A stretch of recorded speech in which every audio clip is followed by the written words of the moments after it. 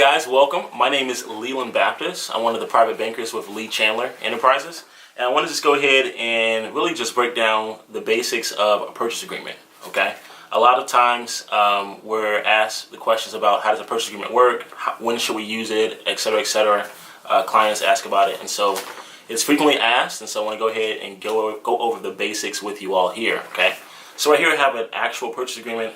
It is a quote-unquote Indiana Realtor, Indiana Certified Purchase Agreement, or PA. Something that's important to know about a purchase agreement is that you don't always have to use this particular agreement or one that is quote-unquote Realtor Certified or used by realtors or brokers.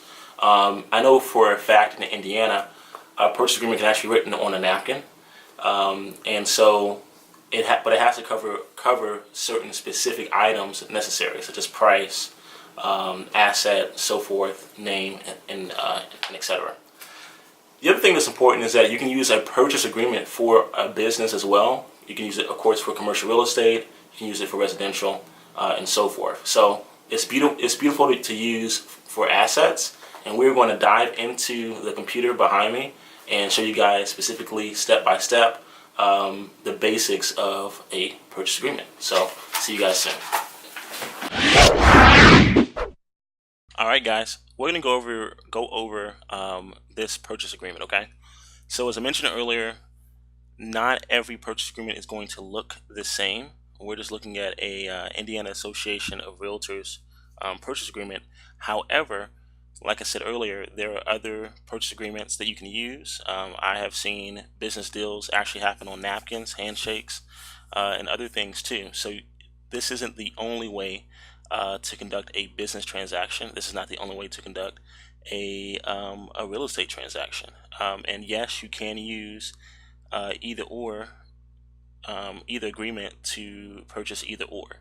So if you're purchasing a business and that business also has attached to it real estate, you can certainly use this agreement and vice versa. Okay, so let's go ahead and start. So on every purchase agreement, you have to have the date. Okay, it's a key component of every purchase agreement. After that, you must make known who the buying party is. Now for this transaction, you have the name of the buyer or the buyer's company, corporation, and also that where it says and or assign. And we'll kind of go into that into later videos, why or why not you may want to use and or assign. Okay. Then so for property, you have to put the known as, so that's the normal, just the address. So for you, it may be 123 Main Street. Center Township or a township is a component of a property that is important for really, I think, Indiana, and in a few states on the East Coast, but not every state has a township, so that this may not be necessary. The township just shows the jurisdiction that property is in. Then of course you have your county.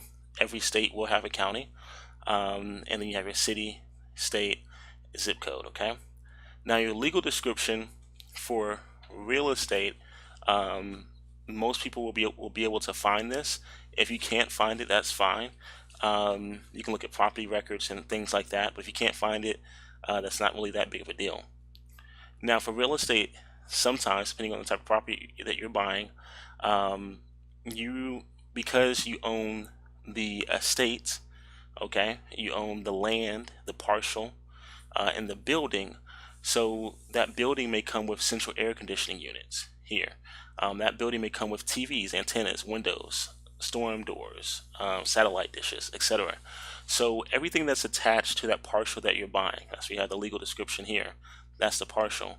Everything that you have attached to that parcel, once the transfer of ownership takes place, it is fully and 100% yours. Okay, so that's how that works. Heating and fuel, only necessary for certain properties. Okay, that depends if you're dealing with fuel or tanks on the property. The next key component, so we have the date is important, the who of the buyer is important, the subject property is important, and then we have the price, okay, which is also important. Now this price portion here is truly made to be straightforward, and you're basically just going to write the price just as you would a check. So right here it gives you the numerical value, and then you're going to spell out that actual value here. Okay. And then earnest money, as I was talking to a client earlier, this is something that is to be used as good faith. Okay. It is solely meant to tell the seller that, hey, you plan, or your party plans on purchasing this investment, and that you plan on purchasing it at a certain date.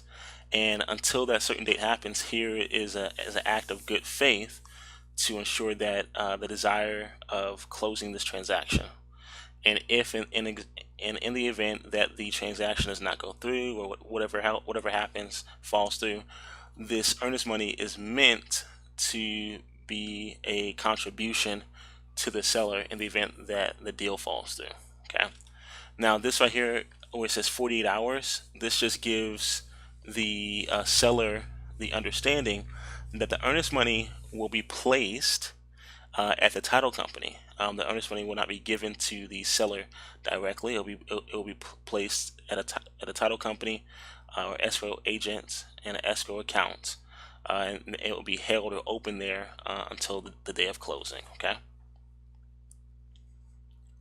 So then, what's also important here is the method. Okay, the method in which the transaction, the payment transaction will happen. And I want you to think about this. A lot of times people talk about, oh, hey, when I'm doing a transaction, a business transaction, real estate transaction, hey, I'm only using cash, or I'm only doing this or that. And I want you to think about this. If in a licensed state agreement they have multiple methods, then obviously there are multiple methods to purchasing investments. Okay, so sometimes it's important to be creative, and sometimes it's not. But cash is not the only way to purchase investments. So as a matter of fact, here you have 5 listed. You have cash, you have what's considered new mortgage, you have assumption, you have conditional sales contract, and you have other method of payment. Now what's interesting here is I know specifically in Indiana, you can, if the seller wants to sell you their property or their business in exchange for, let's say, your coin collection or your baseball card, that can happen. And what would happen here is, for method of payment, it would go under other, and then at the very bottom you would basically write, either on the addendum or at the very bottom, write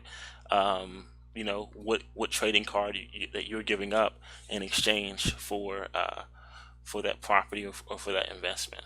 Okay, so cash is very straightforward. Number 2, where it says new mortgage, it gives you the types of mortgages that are commonly used. You have conventional, insured conventional, you have FHA, or Federal Housing Administration, you have VA, and you have other. Okay, and so in other videos we're going to fully cover these methods or products or mortgages, and how they're used and when they're best used. Okay, and then for number 3, you have what's called a assumption. As a assumption is probably one of the best ways to acquire commercial real estate. It's one of the best ways to acquire commercial real estate, and we will discuss that in later videos as well. Then you have conditional sales contract, which a lot of times this can mean that you plan on, for example, you could be in the process of selling business A or property A, and based on that, the sale for business or property A, you could then go ahead and purchase another one, right? And so that's kind of what that agreement would be used for. That's one way to use it. And then for other, of course, you can always use other methods as long as as long as both parties agree to it. Okay. So right here it talks about the time of obtaining financing. Very straightforward. solely depends. I can tell you from experience, conventionals, FHAs, VAs, these are normally things that are done within a 30-day turnaround time for obvious reasons. And then also, what's important is the closing, the date. When is it that both parties are expecting or agreeing to having this deal closed? Okay, so that's what you put there. Now, when it goes into fees, the fees that we're talking about here really breaks down into title fees. Then it further goes into survey fees, insurance, homeowners insurance, inspections, so forth. Okay, and title approval, all that stuff. So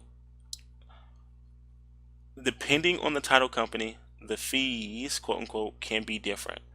But one thing I suggest often is it's in my opinion, it's in good faith to have both parties split the fees. Okay, it's in good faith to have both parties split the fees, all the fees down the middle. Now there may be fees that the buying group may have that's solely associated with the buying group. So for example, if you are using hard money and that lender is going to charge you additional fees to basically, give or lend their money to you. I don't think I don't think the other party should pay for those fees, but for fees in reference to title work and so forth, that really should be split. Okay, so everything here, this possession portion, what it's saying is that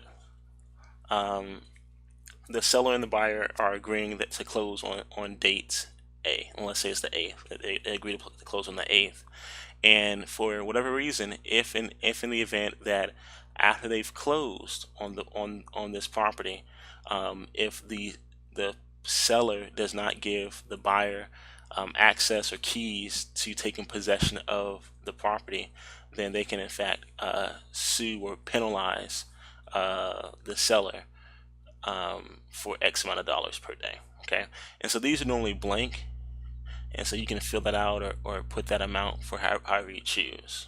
Okay. Survey, normally if you're acquiring via financing, normally survey is something that they will require, or surveys and inspections are normally something that they require. Other times, not so much. Okay. And then for floods, very self-explanatory. This is actually a way for the buyer to really decide if they really want to continue with the deal. So it says buyer may or may not terminate this agreement if the property is subject to building or use limitations by reason of the location, which materially interfere with buyer's intended use of the property. So it's very self-explanatory. And if so, if they continued on, the buyer has X amount of days to actually go out and obtain homeowners insurance.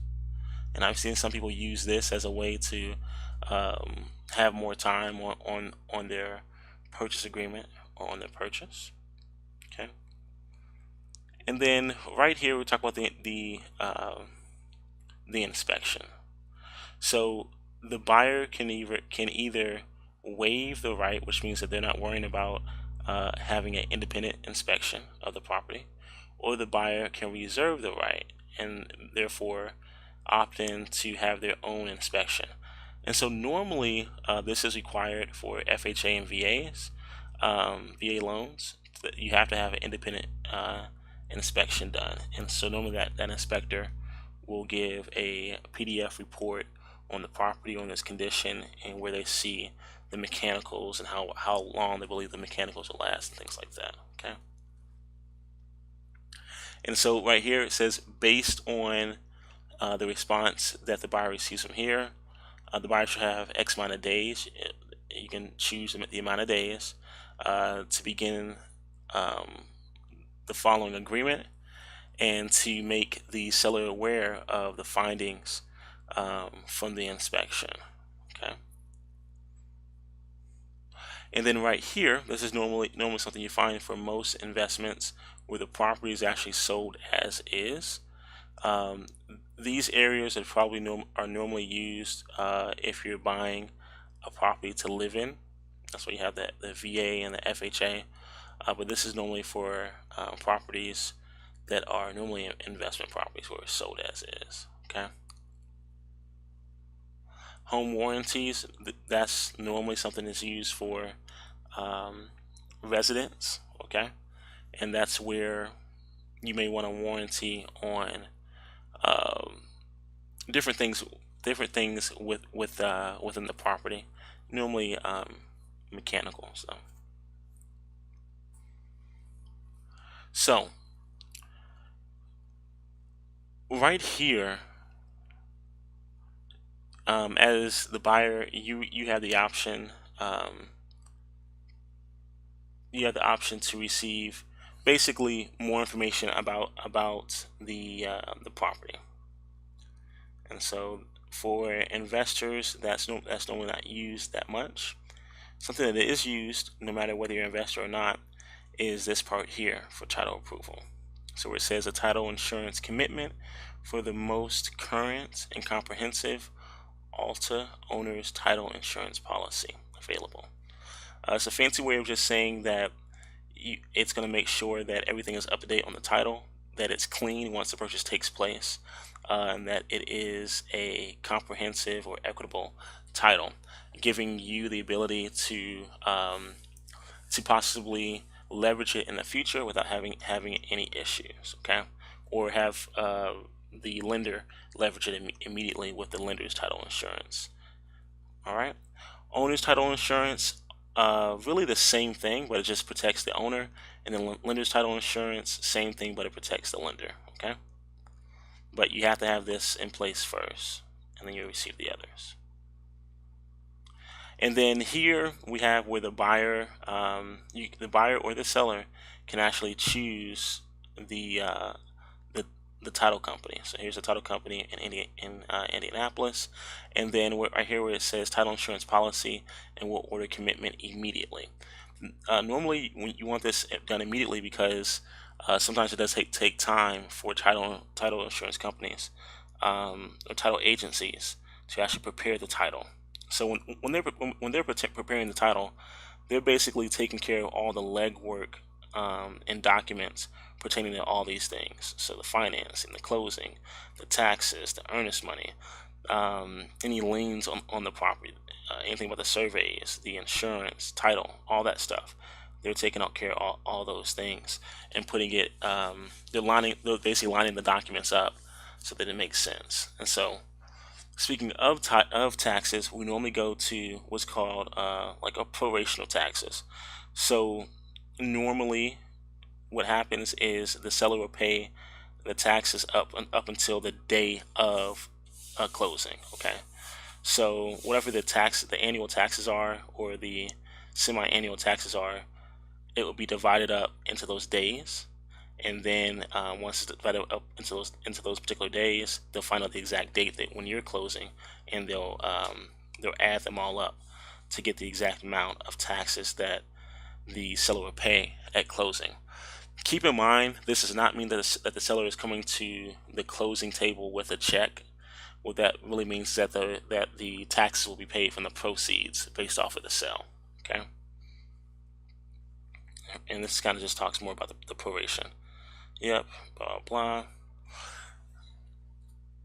And there's one more important thing here, where it says further conditions.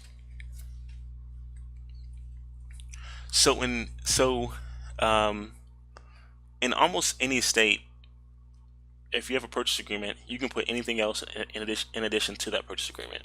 You can say who pays whose fee, who does what. You can have things like, you want the locks to be changed. You can have things about you want them to repair the roof. You can have things in here such as you want them to cut the grass. It's solely up to you, but it's really whatever two parties agree to. Okay, it's really up to whatever two parties agree. So this further conditions part is a huge tool for negotiations.